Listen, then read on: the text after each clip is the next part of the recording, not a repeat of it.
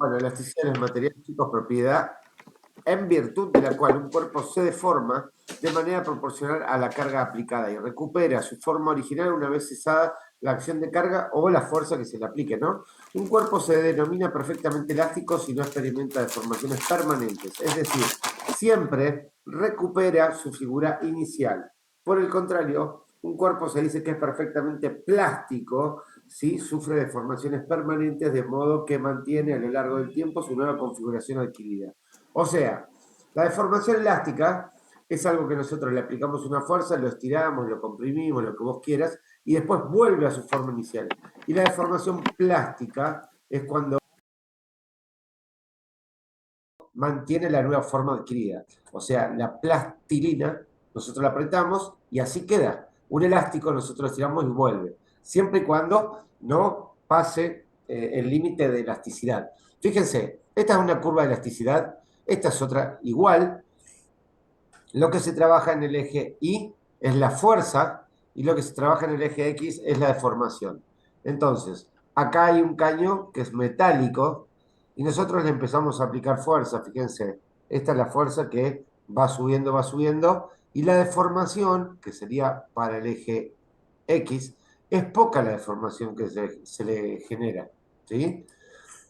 Pero acá llega un momento que empieza la fatiga material y ahí empieza la deformación plástica. O sea que esta parte, donde ya hay deformación plástica, no va a volver a tener la forma que tenía antes ese caño, porque ya se dobló, ¿sí? En cambio, fíjense acá que la fuerza que se hace es mucho menor en altura y la deformación es mucho más grande, porque esto es un elástico, un resorte que se puede estirar y tiene la capacidad, por haber sido trabajado en calor, de volver a su forma original. Esto vendría a ser como un hueso. Ustedes, a ver, los huesos son flexibles, ¿sí? Si nosotros nos golpeamos un hueso, se va a flexionar, pero no se va a romper, salvo que llegue a esta parte donde se fatiga el material, o sea, se fatiga el hueso y se deforma, ya sea con una fisura, con una fractura, etcétera, ¿sí? Y acá, esto vendría a ser más como un músculo, que tiene más la capacidad de estirarse, mucho más sin romperse. Bien, si nosotros ponemos acá, por ejemplo, esta curva de deformidad eh, o curva de elasticidad, un vidrio, ¿ustedes creen que el vidrio es elástico? ¿Creen que el vidrio es elástico ustedes, chicos? Sí, a No. temperatura eléctrica. A temperatura es elástico. ¿Caro? ¿Vos pensás que es elástico el vidrio? Ahora después lo que dijo Gino, sí. ¿Eh? Después lo que dijo Gino, sí. Claro, pero el vidrio líquido no es lo mismo que el vidrio que yo estoy hablando, el vidrio vidrio, porque lo otro ya está, digamos, fundido. Si No, no nosotros es el... tenemos un ventanal, si nosotros tenemos un ventanal grande, ¿no? Y ponemos la mano en la mitad del ventanal y le hacemos así, ¿el vidrio no hace esto? Sí hace Sí, esto, tiene porque es un movimiento. elástico. Se deforma, se le genera una panza y después vuelve. Si yo lo empujo con más fuerza, va a llegar a esta parte de la curva donde hay fatiga material y se va a crizar y se va a rajar. ¿Por qué? Porque tiene un módulo de Young más bajo que un elástico, por ejemplo. El módulo de Young es una constante para cada material, ¿sí? Ya sea en compresión o en estiramiento. Por ejemplo, nosotros tenemos el diamante que tiene un módulo de Young, la madera que tiene otra, la goma que tiene otro módulo de Young. O sea, cada material tiene su módulo de Young, ¿sí? Que es la parte elástica antes que se deforme. ¿Se entiende? El módulo de Young está en esta parte. Fíjense, está ubicado acá, en la parte donde sube la fuerza y hay una deformación elástica. A partir de acá, ya el módulo de Young deja de estar. ¿Sí? Para que ustedes se den cuenta, chicos, hasta el diamante es elástico. ¿Sí? Lo que pasa es que hay que ver en qué nivel. Ni existe casi la elasticidad de un diamante. Pero si nosotros lo podemos comprimir, porque la elasticidad es tanto en compresión como en estiramiento. ¿Se entiende? ¿Estamos? Y yo puedo comprimir un diamante, lo voy a poder comprimir muy poco, pero se puede comprimir, o sea que tiene un módulo de Young muy bajo. ¿Estamos? Bien. Esta parte vendría a ser, chicos, como les dije recién, un gráfico más parecido, más similar a un hueso, que yo le empiezo a hacer fuerza, se deforma poquito, se fatiga y se quiebra o se fisura. Este es más parecido a un músculo. ¿Mm? Bien, ¿qué dice la ley de Hooke, chicos? La ley de Hooke es una obviedad casi similar a la ley de Avogadro que hablé la última vez en Ley de los Gases, que la ley de Avogadro decía que a mayor cantidad de gas, mayor volumen de gas. Es algo obvio, pero tiene que estar escrito. Y la ley de elasticidad o ley de Hooke habla de los resortes o de los materiales elásticos y dice que a mayor fuerza, mayor estiramiento. O sea, fíjense este resorte, si yo le aplico una fuerza, se va a estirar hasta acá, si yo le aplico dos fuerzas hasta ahí, si yo le aplico tres fuerzas, se va a estirar un poco más, pero la ley de Hooke lo que dice es que una vez cesada la fuerza que se le hace al elástico, tiene que volver a su forma original. ¿Ok? ¿Se entiende? Bien, chicos. A ver, esta fórmula, esta curva de deformidad y curva de elasticidad, se toma en el examen en el sentido de, a ver, ¿cuál es la diferencia, por ejemplo, entre deformación elástica y deformación plástica? Se puede llegar a preguntar. ¿Se entiende? ¿Cuál es la deformación, la diferencia entre deformación elástica y deformación plástica? La deformación elástica es cuando el material se le ejerce una fuerza y se estira y vuelve, o se lo comprime y vuelve.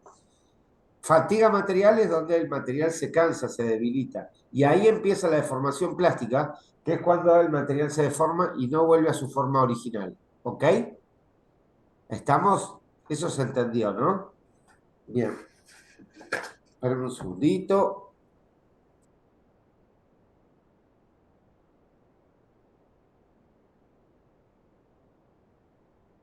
Bueno, chicos, a ver. Ahora vamos a... Sí, ¿Puedo ¿alguna... consultar algo? ¿Cómo, Gino? La ley de Hooke dice, ¿cómo dijo? Que una vez cesada la fuerza tiene que volver a su estado normal. Claro, porque habla de la elasticidad, de la deformación elástica, habla, ¿sí? Pero bueno, lo que se puede llegar a preguntar en el examen es cuál es la diferencia más que nada entre la deformación elástica y la deformación plástica. Ustedes acuérdense, como para tener alguna ayuda memorial, la deformación elástica viene de elástico, y un elástico ustedes lo estiran y vuelve. Y la deformación plástica viene de plastilina, por ejemplo, o de plástico, pero la plastilina ustedes acuérdense que si la aprietan, queda así como está. Entonces traten de tener alguna ayuda de memoria como para acordarse de qué es deformación elástica, deformación plástica, ¿sí? Bien, ahora vamos a empezar a compartir. Todo esto está, chicos, obviamente, como siempre les digo, en el campus. Algunos no podían ver el archivo de Clara, pero ayer creo que lo compartió de nuevo y se podía ver. Ahora no sé. Bueno, chicos, a ver, elongación y flexibilidad. Cuando hablamos de flexibilidad, dice, es la capacidad de doblarse un cuerpo fácilmente y sin que exista peligro de que se rompa. ¿Vieron cuando ustedes está el árbol y viene el viento y las ramas se mueven para un lado y para el otro? Son flexibles, porque se van, vuelven y no se quiebran. Entonces tienen flexibilidad, porque tienen la capacidad de doblarse sin riesgo a quebrarse.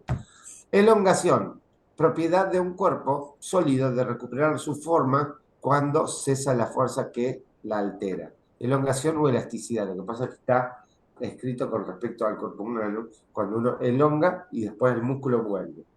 Laxitud, que está flojo, que carece de rigidez o tensión. Ustedes saben que una articulación tiene medios de unión, que son los ligamentos que coaptan la articulación para mantenerla estable, ¿sí? Entonces, cuando hay laxitud, quiere decir que esos ligamentos o están extendidos, ¿sí? Se han estirado y han quedado de esa manera, o que tienen una elasticidad demasiado alta. Entonces se estiran hasta un cierto lugar, pero después vuelven. Entonces, ¿qué pasa? Cuando se estiran demasiado esos ligamentos, corre el riesgo de luxarse la articulación. ¿Sí? Fíjense acá abajo, después de esta definición de los tres conceptos, que dice, estas tres definiciones pueden abarcar a las articulaciones, a los músculos y a los huesos. Un hueso puede ser flexible hasta un cierto punto antes de que llegue a la fractura. Un músculo puede elongarse y ser elástico antes de que sus fibras lleguen al desgarro, y una articulación puede ser estable antes de que sus ligamentos se esguincen y esta quede laxa y se luxe. ¿Ok? Bien. Flexibilidad. A ver este cuadrito. Dice, elasticidad muscular, capacidad de agrandamiento de los músculos y de recuperación de la posición inicial. O sea, la elasticidad muscular es cuando vos, obviamente, hablamos de que estiramos un músculo y vuelve. Si no vuelve es porque se desgarró. O sea, pasó la fatiga muscular, o sea, la fatiga del material músculo, ¿sí? De la fibra muscular. No hablamos de fatiga muscular, que es otra cosa, ¿sí? Que lo vamos a ver un poquito más adelante. Pero cuando no tiene elasticidad muscular es porque se rompió, no vuelve, ¿sí? Y amplitud articular es el grado de movimiento máximo de una articulación. Bien, este cuadrito dice músculos en reposo. Acá dice un músculo en reposo y que tiene un límite fisiológico, que es hasta donde el músculo se puede mover. Después, si yo relajo ese músculo, lo puedo estirar hasta un límite anatómico. Y después, si paso el límite anatómico, viene el desgarro, que es la ruptura. O sea, si yo agarro y me pongo a llevar el talón a la cola para elongar el cuádriceps, ¿sí? Voy a llegar hasta un cierto punto. Ahora, si yo me acuesto boca abajo en el suelo y me relajo y alguien sigue llevando talón a la cola, va a poder llegar un poco más. Y es hasta donde chocan las masas musculares del isquiotibial con la pantorrilla y también donde está la tensión de los ligamentos cruzados de la rodilla. Ese es el límite anatómico. Si alguien intenta llevar más, pasa el límite anatómico y rompe. ¿Sí? Se puede, como yo, ahí estaría estirando el cuádriceps. Si yo llego hasta el límite fisiológico, va a ser hasta donde pueda mover yo. Después me relajo, alguien sigue bajando el talón y va a llegar al límite anatómico. Y si pasa más abajo, se va a desgarrar el cuádriceps o se va a romper algún ligamento de la rodilla. ¿Sí? Este cuadrito es bastante importante en el sentido de que ustedes tienen que saber hasta dónde llegar con la elasticidad de alguna parte del cuerpo. ¿Sí? Si ustedes se exceden, puede generar una lesión. Por ejemplo, yo en quiropraxia trabajo con la parte cervical, ¿sí? Las vértebras se subluxan porque tienen carillas articulares y la luxación es cuando una parte se sale. O sea que la vértebra de un lado se gira hacia atrás y queda desacomodada y caída. Entonces, el límite, si la vértebra está caída de este lado para atrás, yo voy a tener menor movimiento hacia allá, menor rotación y voy a tener un límite fisiológico menor. ¿Sí? Entonces, ¿qué tengo que hacer yo? Agarrar la cervical de esa persona y llevarla hacia aquel lado con una maniobra y voy a pasar el límite fisiológico nuevo, lo voy a destrabar para llegar al límite fisiológico anterior, que era el completo. Pero si yo sigo girando y paso el límite anatómico, le puedo generar un daño en el cuello. ¿Sí? Pero bueno, para eso hay que estudiar, para que eso no pase, pero eso puede pasar en cualquier cosa de la vida, chicos. Ustedes son cocineros y cocinan mal, queda algo crudo, la persona se puede intoxicar, se puede morir. Ustedes son choferes, manejan mal, chocan, matan a alguien, o sea, está en todos los rubros, ¿sí? Que pueda suceder un accidente. Por eso hay que estudiar para que tratar de que eso no pase. Bien, vamos a seguir con esta parte. Bueno, el sarcómero, ustedes saben que es la fibra muscular que trabaja con las fibras de actina y miosina y que cuando estas se relacionan, la banda se intercruza y se achica y se estira. ¿Sí? Eso lo habrán visto. No sé si lo ven esto en histología o en fisiología. Fisiología, me parece. Fisio, pero En fisio. Bueno, vamos a hablar de cuáles son los factores que influyen en la elasticidad. O sea, ¿cuál sería un factor que puede aumentar la elasticidad corporal o disminuirla? La relaxina. ¿Qué es la relaxina? Es la hormona que segrega, digamos, la mujer a la hora del parto, ¿sí? Cuando va a tener familia, digamos, esa hormona se empieza a segregar y para generar dilatación en el canal pélvico. ¿Mm? Cuando ustedes hablan de qué dilatación tiene, dicen, escuchan y tiene 4 de dilatación. Bueno, esos son 4 centímetros. Es los centímetros que ha dilatado. Y es gracias normalmente a la relaxina que empieza a mover y a expandir la parte pélvica para que el bebé salga. ¿Sí?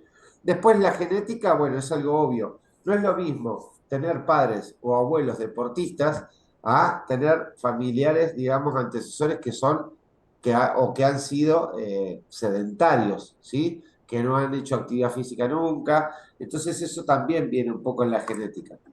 Después, esto de la edad es algo obvio, pero a veces no va tan así como dice acá. Por ejemplo, a mayor edad, menor elasticidad. Ustedes vieron que cuando nace un bebé, ustedes lo acuestan boca arriba y se lleva los pies a la boca. O sea, traten de hacer eso ustedes ahora y les va a costar un poco. Capaz que pueden, pero les va a costar. A los bebés no les cuesta.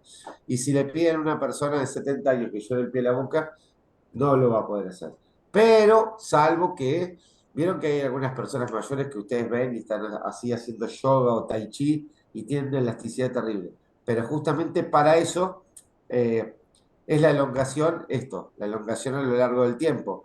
No es lo mismo que vos nunca hayas hecho nada, que estés acostumbrado siempre a estar quieto, que no hayas hecho nunca deporte. Entonces, la elongación a lo largo del tiempo te puede dar que a alta edad tengas buena flexibilidad. Bien, después, trabajo, las posturas. No es lo mismo que vos trabajes, por ejemplo, haciendo alguna actividad, algún movimiento, a que estés todo el día sentado en un escritorio. ¿Sí? Eso cambia digamos, el estado del cuerpo. ¿Vieron los chicos estos que trabajan juntando la basura? Se suben al camión, bajan, corren, van, vienen. No, va a tener la misma elasticidad esa persona que una persona que está todo el día en una oficina con una computadora. Eso va a ser totalmente diferente.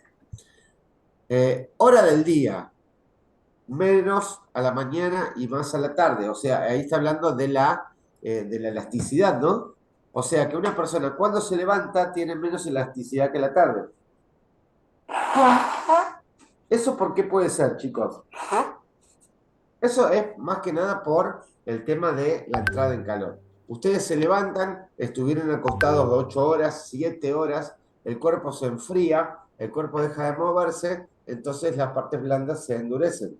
¿Sí? Después cuando uno se levanta y se empieza a mover, eso empieza a entrar en calor y se empieza a ablandar y por lo tanto se puede estirar más. Ustedes saben que el calor dilata y que el frío contrae. ¿Sí? Entonces uno empieza a entrar en calor y la parte muscular se empieza a relajar y a ablandar. Esto de la hora del día, que uno empieza a la mañana a entrar en calor y se ablanda, es algo similar con la de la temperatura del ambiente. Dijimos, vos vas a jugar un partido de fútbol y empezás a entrar en calor para que no correr riesgo de alguna lesión. ¿Sí? Eso es algo similar a la hora del día. Vos te tenés que empezar a mover para ablandar la parte muscular. Y la temperatura del ambiente es algo similar, porque no es lo mismo que vos vivas en la Antártida a que vivas en el Caribe. Obviamente, en un lugar donde estés a mayor temperatura vas a tener mayor elasticidad, mayor flexibilidad. Y, a ver, eso yo lo decía a los chicos el otro día. Si ustedes alguna vez vieron una carrera de Fórmula 1 o de MotoGP, que son las motos grandes, ahora se puede ver, hace años, se puede ver que a los neumáticos le ponen una vaina, ¿sí? O una funda que es eléctrica y que genera calor. ¿Para qué eso? Para calentar el caucho de la cubierta, porque el caucho a mayor temperatura se ablanda y tiene mejor adherencia a la pista, al asfalto. Y si no tienen esas fundas eléctricas, el auto cuando sale a la pista empieza a hacer así. ¿Y para qué es eso? Para generar mayor fricción. Entonces, cuando el caucho fricciona contra el suelo, se calienta y se empieza a adherir mucho más. Entonces, eso es algo similar, lo de la temperatura del ambiente, lo de antes de hacer un deporte entrar en calor, ¿sí? Lo de la diferencia de temperatura apenas uno se levanta, que a la tardecita, bueno. Y después tenemos otra cosa, por ejemplo, que es el cansancio muscular.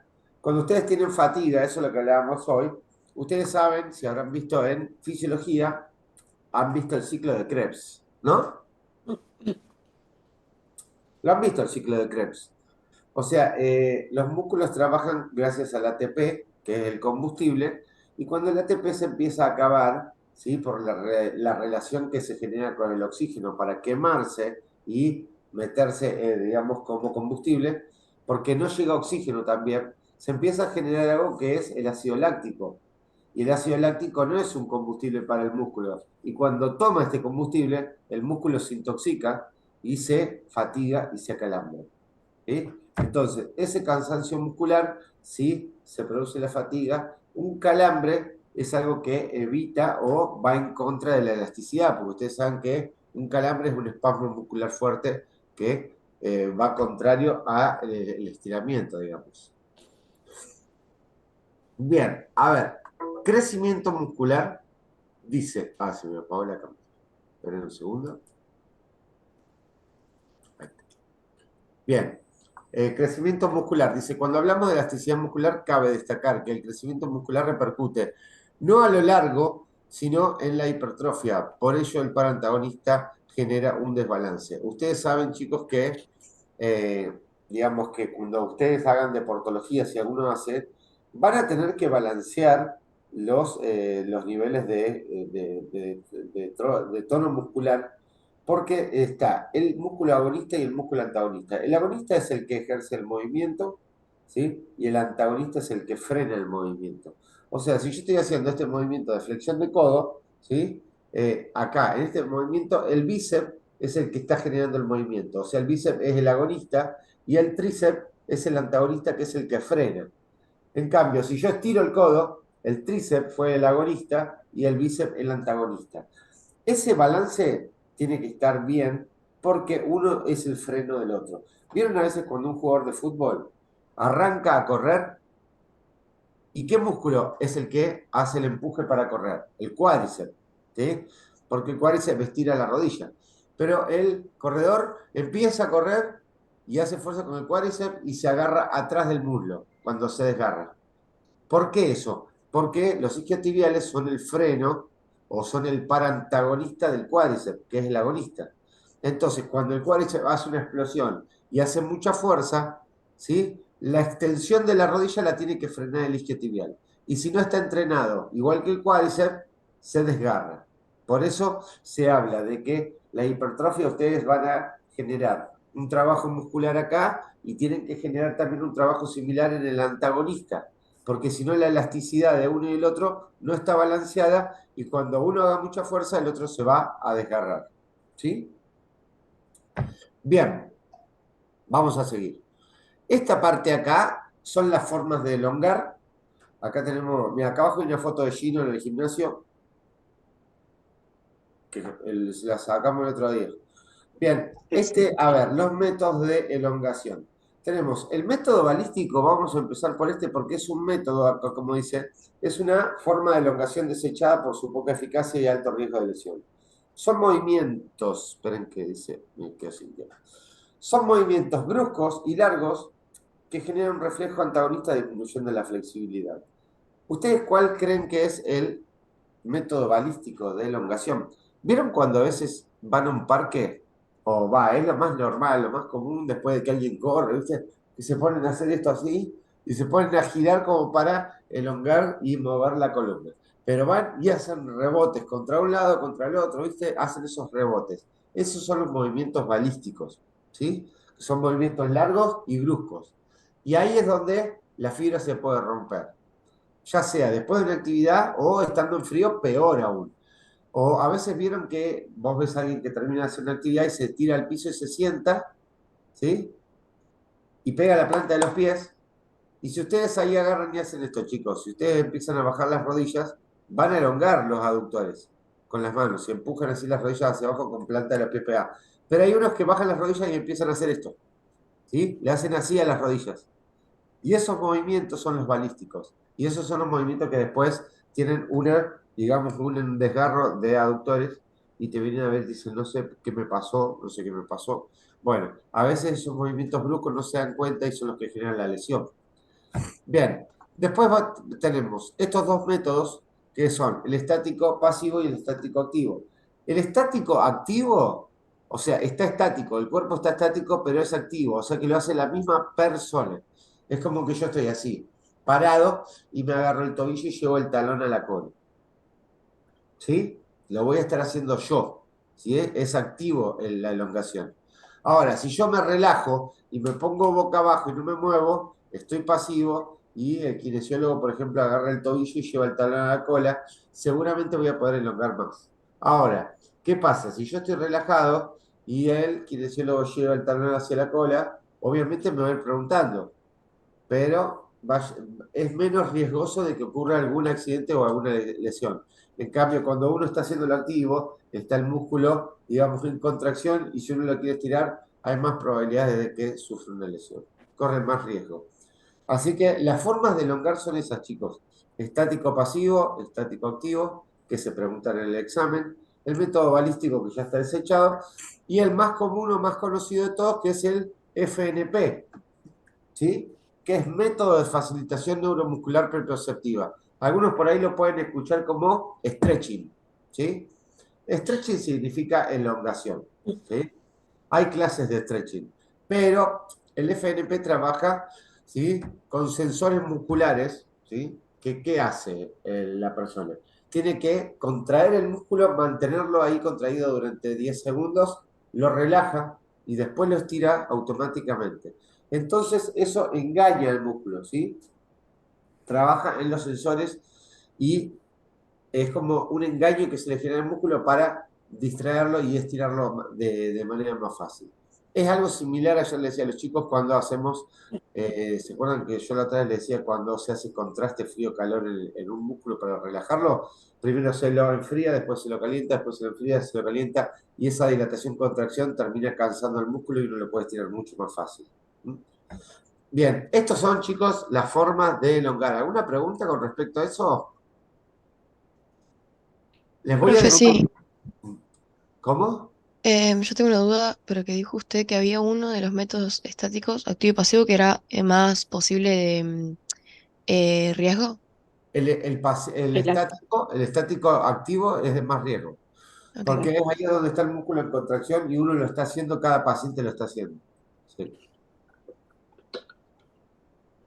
Algunas dudas más, chicos, fíjense de lo que hablamos hacia arriba. Estas son las formas de elongar, ¿sí? Los factores, todo esto que está es lo que se toma. Si ustedes después ven elasticidad, hay un montón de cosas que no van al tema con respecto a lo que estamos estudiando nosotros, que jamás lo van a estudiar. Entonces yo quiero que les quede claro, porque la otra vez en los exámenes, si uno le da 1000 cosas, termina sabiendo una.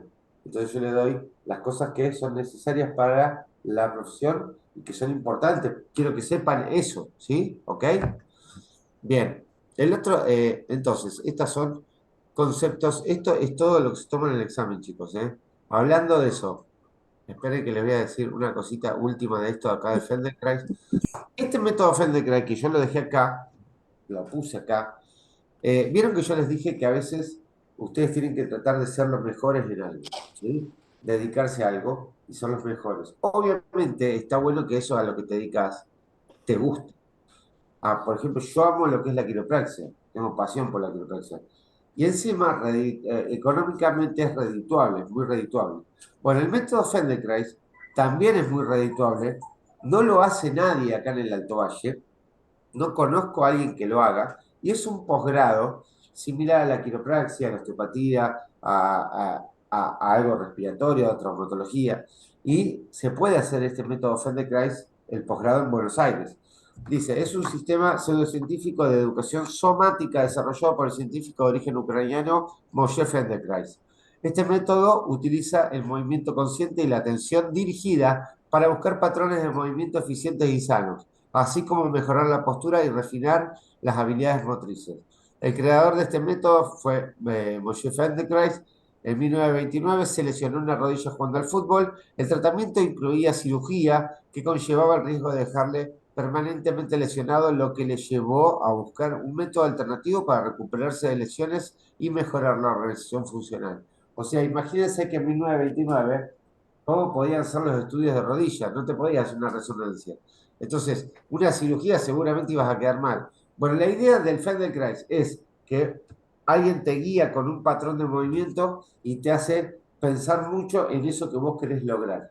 Sí, es bastante psicológico este método Feldenkrais. Es como que te impulsa y te empuja a que vos hagas lo que, llegues a hacer lo que deseas. A veces no sabes si lo vas a poder lograr, pero por lo menos que lo intuyas y que lo pienses, que lo focalices. Es un método muy bueno. Yo lo dejo, lo puse acá como para que ustedes lo averigüen y lo estudien si quieren. Bien, chicos, vamos a hacer una pausita, después vamos a seguir. ¿Alguna duda entonces de los métodos de elongación, ¿no? De los conceptos que hablamos recién? De la curva de formación, no. A ver, ¿no? Una cosita. Profe, Sí, Dayara. Entonces, flexibilidad, elasticidad y laxitud son parámetros que tienen los tres huesos, músculos bueno, huesos no, pero músculos y articulaciones sí, o, ¿Cuál o los sería, tres no tienen. dijiste? Articulaciones no, Músculos y músculos son articulaciones ligamentos. No, fíjate lo que dijimos, por ejemplo, si tienen hablamos de flexibilidad, laxitud, elasticidad y laxitud. cuando hablamos de laxitud hablamos de algo que carece de rigidez. O sea, eso, digamos, podemos hablar de una articulación que carece de rigidez en lo que es la estabilidad. Que un músculo sea rígido, estamos hablando de otra cosa, de una contractura. Pero la laxitud es cuán estable está una articulación. Si los ligamentos, que son los medios de unión, están laxos, o sea que se estiran de más, se puede luxar la rodilla. No es lo mismo laxitud que luxación, ¿ok? La laxitud conlleva a una luxación, pero son conceptos diferentes. Son parecidos, pero son diferentes, ¿ok? ¿Alguna ¿Se pregunta, entendió? chicos? ¿Se entendió? Bueno, chicos, queda un minuto. Vamos a hacer una pausita hasta las 10 nomás. No una pausa muy larga. Son las 10:52, así que a las 10 nos volvemos a conectar y ahí les vamos a decir cuándo es el segundo parcial y un poquito de fechas. Igual tenemos que terminar con esto de elasticidad. Así que a las 10 se conectan de nuevo, ¿ok? Bien, nos vemos en unos Listo. minutitos, chicos. En un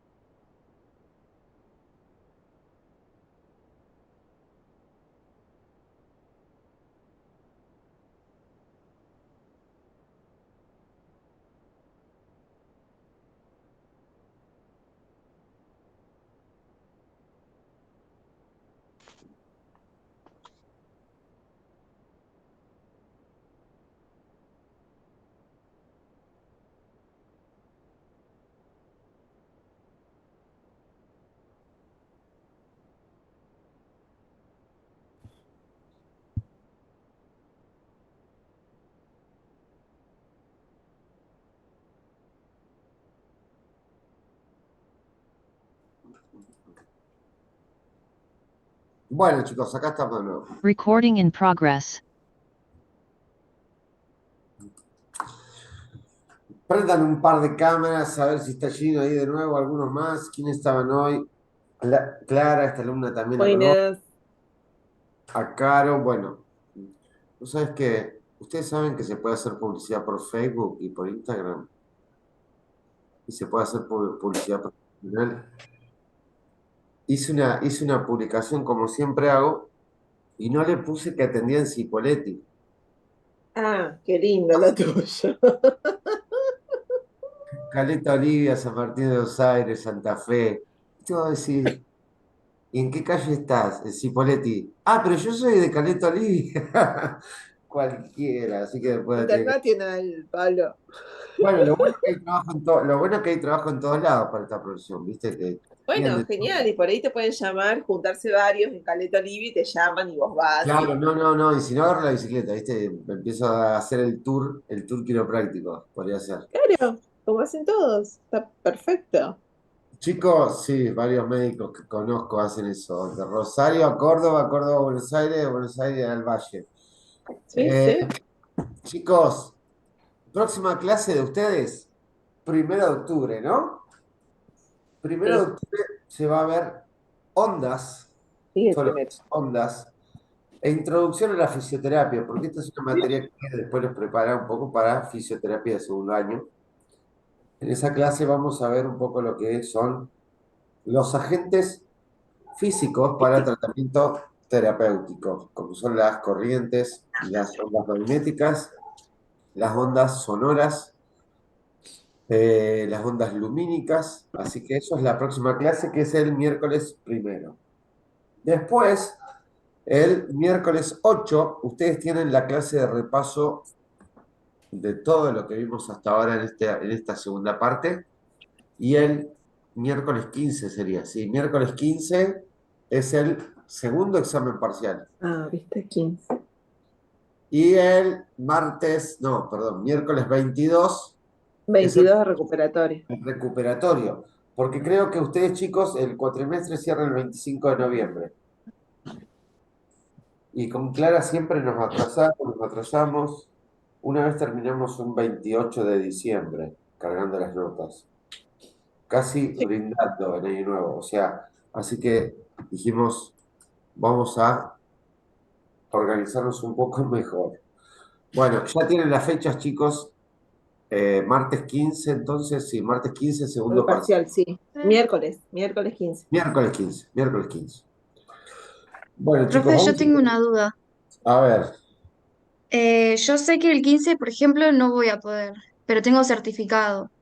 Eh, Certificado. Ahí tengo que A ir al ver, recuperatorio sí o sí. yo les voy a explicar algo, chicos. Son 200 y algo de alumnos. Nosotros por ahí, a ver, hay algunos chicos que tienen certificado, hay algunos que tienen certificado médico del primer parcial y se les va a tomar junto con el segundo parcial. Pero hay una diferencia, obviamente, en el examen, porque ya saben todo lo que se tomó, qué preguntas se hicieron, entonces se pone un poco más denso el examen, del primer examen junto con el segundo. Eh, los que no puedan ir el 15, van a rendir el 21, el 22, El recuperatorio. ¿sí? En el recuperatorio.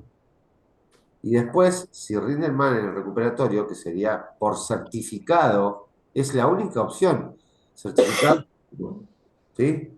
Eh, Ustedes imagínense que si nosotros tenemos, es obvio que si se rinde un día, aparte, por ejemplo, ustedes pueden rendir el miércoles 22 o pueden rendir el martes 21, no, perdón, ustedes pueden rendir el segundo parcial el miércoles 15 o pueden ir en algún horario el martes 14 o pueden ir el jueves 16, porque si no pueden ninguno de los 3 días, ya no es problema nuestro, chicos. Nosotros no podemos andar ofreciéndole, a ver, che, ¿qué día podés rendir vos? ¿Y vos qué día podés rendir? Hay una fecha para rendir. Y son 6 turnos los que se rinden. 3 el martes 14, 2 el miércoles 15 y 1 el jueves 16. Si Tal no cual. pueden ir en ninguno de esos 3, si no pueden ir en ninguno de esos 6 turnos y no tienen certificado médico, van directamente a examen recuperatorio. Es así, chicos, estamos en una etapa de la vida en que hay que ponerse un poquito responsable. Uno dice, yo tengo esto, yo tengo el otro. Para mí primero está la universidad. Si cada uno le da importancia a otras cosas, es cuestión personal de cada uno. Yo les estoy dando 6 opciones para rendir un examen. Si no pueden en ninguna de las 6 opciones, van directamente a recuperatorio. Salvo que tengan un certificado médico. Lo único. Si es porque viajan acá, viajan allá, lo siento, chicos, tienen que ir directamente al examen recuperatorio. ¿Ok? ¿Quedó claro? Porque para mí es más serio esto que cualquier otra cosa. Bien, vamos a seguir y vamos a terminar con la segunda parte, que, bueno, segunda parte, es un poquito más hablando de lo que es la flexibilidad y la elasticidad en el cuerpo humano. ¿Sí? Eso es el método Feldenkrais que está acá, ahora que lo acabo de ver. Si quieren averiguarlo, averigüenlo. Bueno, ¿cuáles son los problemas con la flexibilidad, chicos? Problemas de la flexibilidad. O sea, ¿cuándo se pierde elasticidad, flexibilidad en el cuerpo? Estos son diferentes lesiones que se producen a causa de la disminución de la flexibilidad. Dice, desgarro. Es el estiramiento desmedido de un músculo con rotura de su fibra. Estos son conceptos que se toman, chicos, en el examen, ¿eh? A ver, cuando ustedes se sobreestiran un músculo, se produce un desgarro. No se confundan y me vayan a decir, desgarro es cuando un ligamento se sobreestira. No, eso es esguince. O sea, un músculo se desgarra y un ligamento se esguinza. ¿Ok? Así que acá dice, esguince es el estiramiento desmedido de los ligamentos, tejido fibroso de conexión entre los huesos que da estabilidad a una articulación. Bien. Ese es otro de los problemas que se generan cuando hay falta de elasticidad o cuando se sobrepasa el límite de deformación elástica. Entonces ahí viene la deformación plástica, que puede ser un desgarro, un esguince. Acá después dice calambre. Esto genera disminución de la flexibilidad. Son contracciones o espasmos súbitos involuntarios en uno o más músculos. Son muy comunes y a menudo ocurren después del ejercicio. Algunas personas tienen calambres musculares, especialmente en las piernas, por la noche. Pueden ser dolorosos y durar de unos segundos a varios minutos. A ver, un calambre, chico, como ustedes habrán visto en Fisiología del ciclo de Krebs, como dijimos hoy, cuando se empieza a acumular ácido láctico, el músculo se intoxica y se produce un espasmo. Eso limita la flexibilidad del músculo. ¿Ok? Otra cosa es lo que dice ahí de eso de calambres por las noches, que eso va más enfocado a los problemas circulatorios que puede tener una persona, ¿sí? De retorno venoso. Entonces, la sangre no se oxigena y el músculo se calambra por falta de oxígeno. ¿Mm? Que eso es otra cosa. Después, ¿qué produce una pérdida de flexibilidad también? Una cicatriz queloide. La semana pasada yo les decía a los chicos que fue el Día Mundial de la Cicatriz. Hay día de todo, así que ¿por qué la cicatriz no iba a tener su día? ¿No? Obviamente las cicatrices hay que tratarlas porque son parte de una lesión a veces que es una causa. O sea, vos decís, me fracturé y si la fractura fue expuesta, generó un daño en la piel, entonces se genera una cicatriz y hay que tratar globalmente el problema. Yo tenía una vez un paciente con una cicatriz de esta, una cicatriz queloide. No sé si saben lo que es una queloide. Vieron que a veces muchos tienen en la vacuna, tienen como una verruga. Bueno, no es una verruga, obviamente. Es un tejido fibroso que se forma, ¿sí? Y esas cicatrices queloides tiran ramificaciones a planos profundos. Ese es el problema de la queloide, que se adhiere a plano profundo, entonces limita la movilidad de los tejidos en esa zona. Es como que ustedes estén andando en kayak y vayan tirando anclas. Obviamente cada vez se van a poder mover menos con el kayak. Yo una vez tenía un paciente, chicos, fíjense, que tenía acá una cicatriz queloide en todo el largo del antebrazo porque se había quebrado, se había fracturado radio y cúbito. Entonces esa cicatriz que era tan larga acá se le había adherido al radio, al cúbito y a planos profundos, entonces le disminuía la pronosupinación. ¿Sí? Entonces que hay Una algo, consulta. sí, Esa tipo de cicatriz, ¿no? De queloide, esa a algunas personas se les genera, ¿no? Las tiene, otras no, ¿no? es por una irregularidad en la curación de la cicatriz. Es como se va sanando. A algunos se les genera, a otros no. ¿Por qué se genera exactamente? No sé, pero ¿qué es lo que causa? Sí, lo sé, y es que genera una pérdida de elasticidad en el tejido, digamos, y en la piel. ¿Mm? Entonces, esta persona, como tiene una cicatriz tan grande, había perdido pronosupinación por, digamos, pérdida de flexibilidad y de elasticidad en la zona. Lo que se hace, chicos, ¿vieron una jeringa que tiene la tapita y ahí va la aguja? Lo que se hace, esto es algo que se dice de kinesiólogo a kinesiólogo, no aparece en los libros. Se corta la tapita esa y se derrite con un encendedor. Entonces después, acá se pone crema, a donde está la cicatriz, y con la jeringa apoyándola en la crema para que haga vacío, se tira del émbolo hacia atrás y lo que se hace es ir succionando la piel y tirar de esos planos profundos para tratar de romper las adherencias. Este tratamiento se hace, chicos, no sobre la cicatriz, sino todo alrededor. ¿Se entiende? O sea, jamás apoyen la jeringa arriba de la cicatriz, sino a los costados. Y la idea es ir tratando de despegar los planos profundos para volver a dar flexibilidad en la zona. ¿Mm? Eso es algo que no lo van a encontrar en libros. Bien, otra cosa que se da a causa de la pérdida de la flexibilidad es la rotura parcial de un hueso o rotura total o parcial. Ustedes saben que tenemos las corticales del hueso, que es, digamos, la última capa externa, y se dice que una fractura total, o sea, es cuando va de una cortical a la otra. Y la fisura es cuando hay una fractura pero que no es completa. Acá vamos a ver los tipos de fracturas que hay y dice, completa, por ejemplo, como dijimos recién, el hueso se rompe en dos partes. Después tenemos el tallo verde, que esta no se rompe en dos partes, sino que se quiebra el hueso, pero no se alcanza a separar. Eso de tallo verde justamente es como de una rama de un árbol verde. Si ustedes van y agarran una rama verde de un árbol y la rompen, van a ver que la quiebran, pero no la van a poder separar. ¿Sí? Porque todavía tiene una unión que es mucho más que si la rama estuviera seca. Si la rama está seca, uno la quiebra y se separa. Cuando está verde, ¿sí? La conexión sigue estando porque es mucho más flexible esa rama. Entonces cuesta separarla.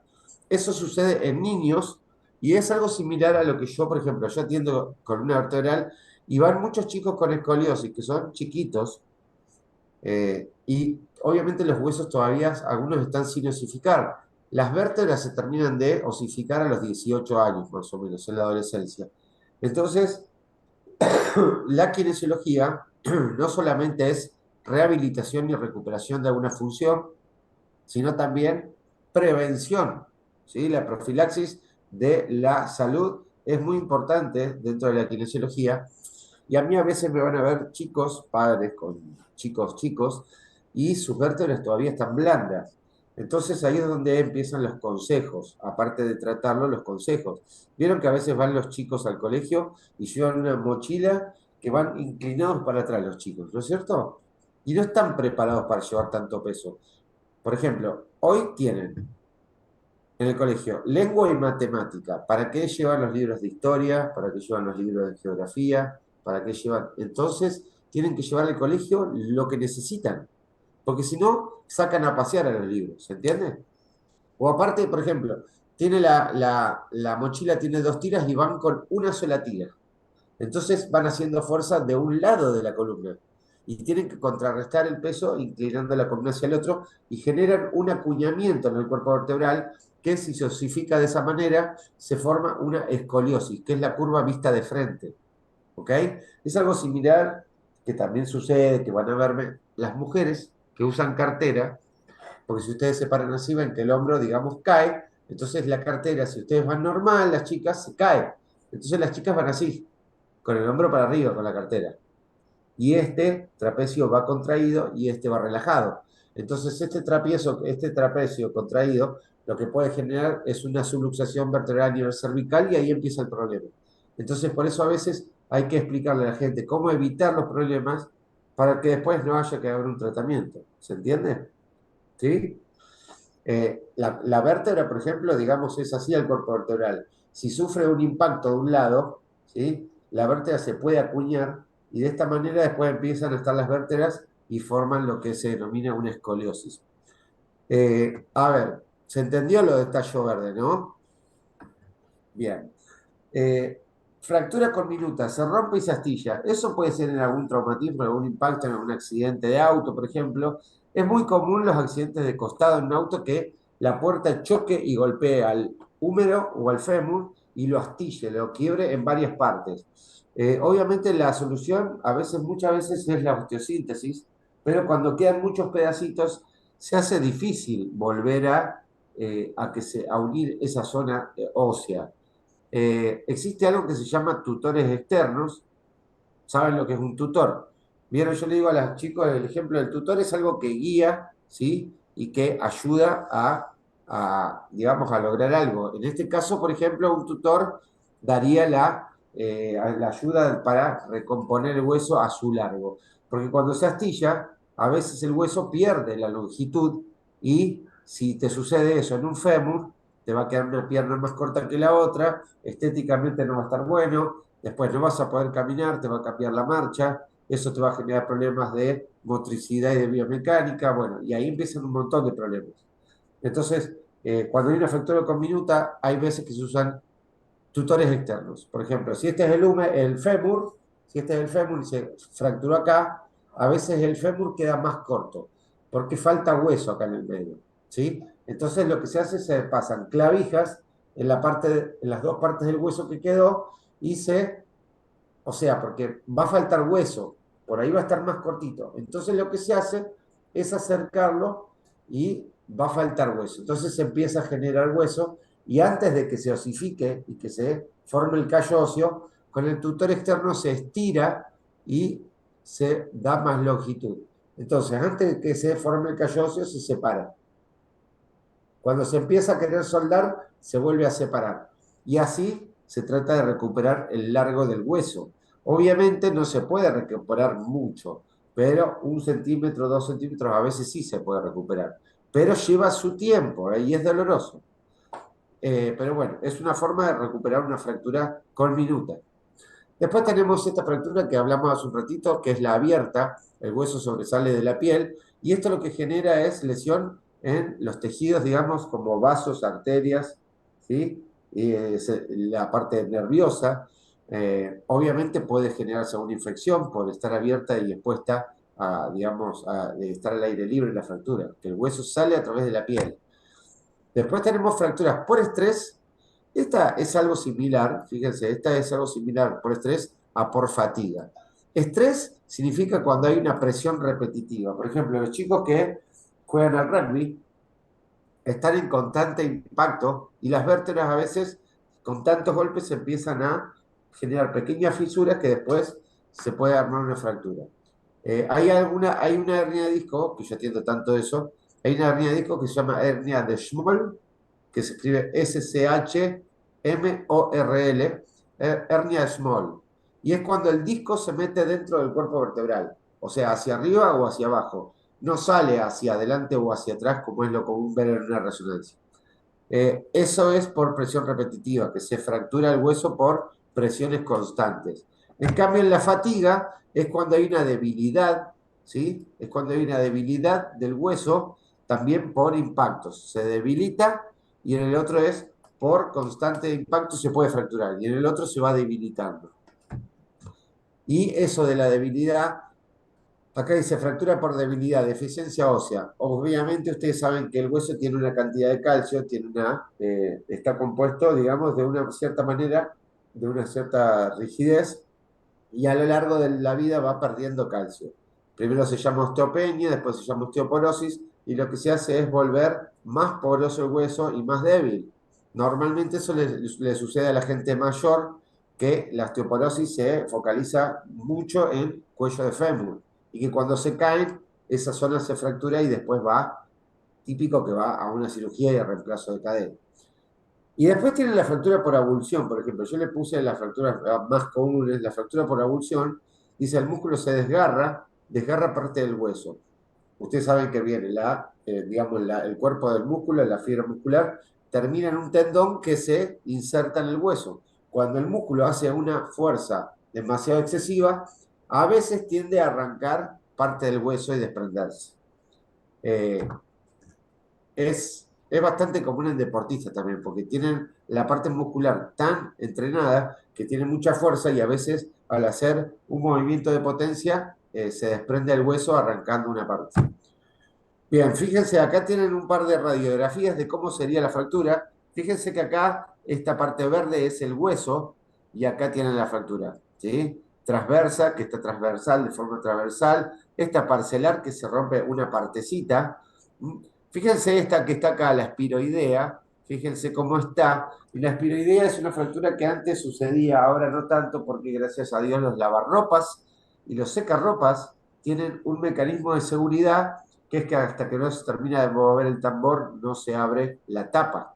Antes sucedía con algo que era muy famoso llamado Coinor, que era el centrifugador de ropa, el secador de ropa, porque antes estaba el lavarropa, que no era el automático, y después había que sacar la ropa de ese y ponerla en el centrifugador, que era el Coinor, esa era la marca. Y a veces se rompía la tapa, o en algunos lavarropas se podía abrir la tapa y ver cómo la ropa se lavaba desde arriba, y había gente que no esperaba a que termine de girar el Coinor y metía la mano antes de tiempo para querer sacar la ropa. Entonces ahí le hacía una rotación rápida del antebrazo y la fractura es espiroidea, es como una helicoidal, ¿se entiende? Bien, fíjense que acá esta fractura que está acá en tallo verde, acá está la radiografía y esta parte verde se ve que no termina de ser completa, aparte el hueso es elástico todavía. Acá tenemos la fractura con minuta, que está llena de pedacitos diferentes, que esta es una fractura que normalmente es lo que yo digo, va a osteosíntesis o con tutor externo. Bien, chicos, ¿alguna duda de lo que vimos? Lo que tienen que entender ustedes qué es la flexibilidad, qué es la elasticidad, después la diferencia entre deformación elástica y deformación plástica, y saber que todo esto sucede en el cuerpo, sucede en los músculos, sucede en los ligamentos, sucede en los huesos, y qué genera en cada uno de los siguientes tejidos, ¿sí? Cuando se excede la deformación elástica y se pasa a la deformación plástica. ¿Estamos, chicos? ¿Entendieron? ¿Alguna duda? ¿No? No, profe. A ver, que no se quede en el chat. ¿Alguna pregunta en el chat? ¿No? Bueno, acá dice, profe, la fecha del parcial, tengo un torneo de Araucanía, el parcial es el 15 y yo me voy el 12. O sea, está para tomar el 14, el 15 y el 16. O sea que los que viajen a ese torneo tendrán que rendir, para ese caso de ustedes, podría ser el 22. ¿Sí? Miércoles 22. Bien, chicos, próxima clase, ondas y... Gina tenía una pregunta. Sí, todo ondas. ¿Cómo? Gina tenía una pregunta. Y se me fue justo ahora. Bueno, ¿Qué quería preguntar Gino? sí, ahí está. No, profe, no, ninguna pregunta, no, está bien. ¿Va? Bueno, chicos, si no hay ninguna duda más, nos Recording vemos stopped. miércoles que viene, ¿ok? ¿Estamos? Bueno, chicos, buen fin de semana. Caro, Gino, a los dos que he visto. Son los dos únicos que están. Los demás, sí, la próxima hay que hacerlo de las preguntas, ¿viste? Que empiezan tic, tic, tic, tic, tic, aprender las preguntas. Bueno, chicos, nos vemos el miércoles próximo. Una pregunta, profe. Sí, a ver, ahí salió. No, mentira. Es por Clara que siempre me dice, ¿tenés alguna pregunta? Ah, sí, al final, al último momento, a punto de cerrar. Pare. Pregunta.